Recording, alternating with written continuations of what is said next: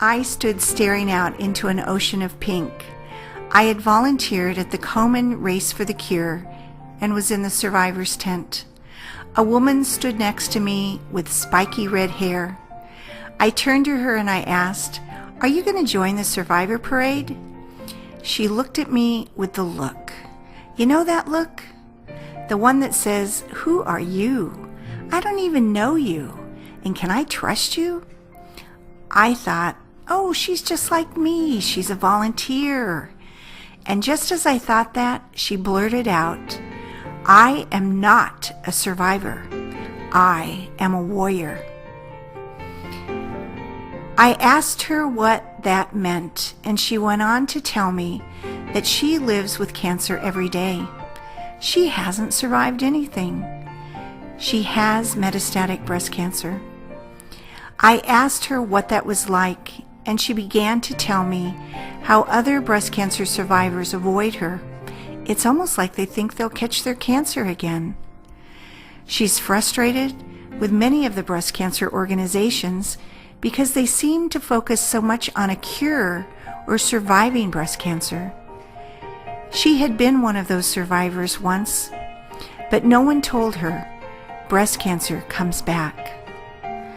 She had passed her 5-year mark, only to be told a few months later that her cancer was back. This time, it was metastatic. She would live and be in treatment for the rest of her life. That was the first day of many sweet and wonderful times I've had with Terrie Dilts. I have watched her these last 3 years and have come to recognize a strength in her that I so deeply admire. She doesn't give up. She's like that bunny that just keeps on going.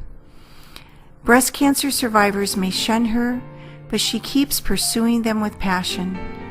She has become the spokeswoman for metastatic breast cancer in the Pacific Northwest and was the impetus for the state of Washington to declaring a state metastatic breast cancer day.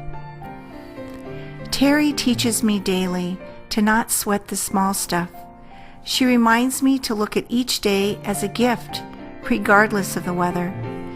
She encourages me to reach out and try to make a difference in one person's life each day.